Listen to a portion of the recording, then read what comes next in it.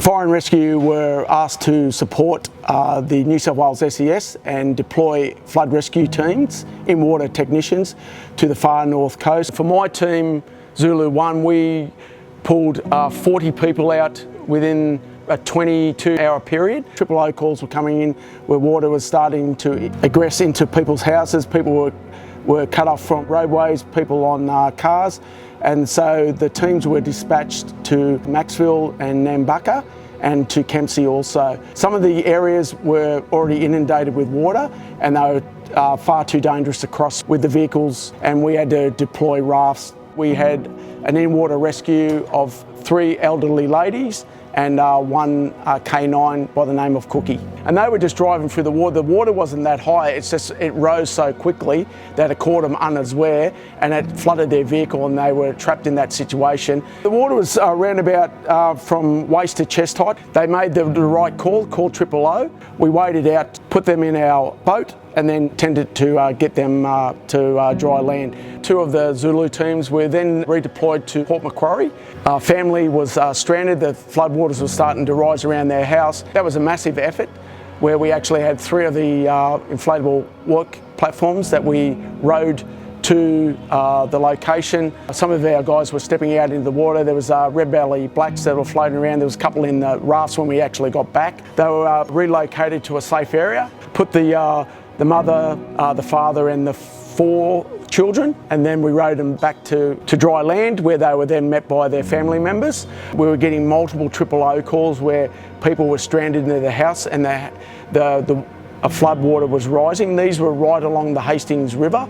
My team, Zulu 1, went to Hastings River Road. It was too windy to actually row our inflatable work platform, so we actually walked out. We were using Google Maps to try and find a location where we could actually cross. We were actually going over people's back fences in people's backyard. The water was that high, over the top of cars to the main river proper. The water was around about chest deep on me, up to about here, so we walked around about 700 metres to where we saw the first sign and another 300 metres into the house. Once again, we were met by a family, so we had a mother and father and 2 children, and the brother and 2 puppies that we had to rescue. Once we acquired the SES flood boat, we had multiple Triple O calls coming in. The SES gave us locations. We could actually get to those people, and from there we rescued around about 10 people in water.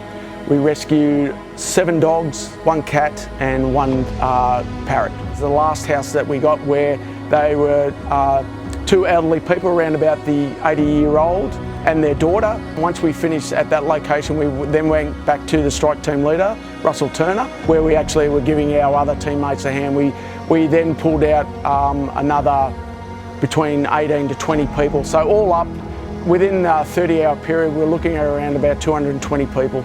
There were many other rescues that were going on, so we were actually using power boats. Again, we had the medical evacuation at Gladstone that my team was involved in.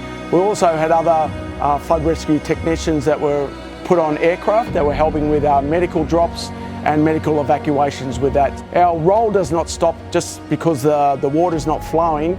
People are still cut off and isolated in these local townships. So as teams, we go there for safety, so we can actually get them food, water and their medication if needed. Our team did exceptionally well. I was very proud of the guys that I was working with. I didn't hear any complaints. They were there to do a job. All they said to me is, "Wally, come on, let's go. We've got to keep going. There's more people out there that need the help."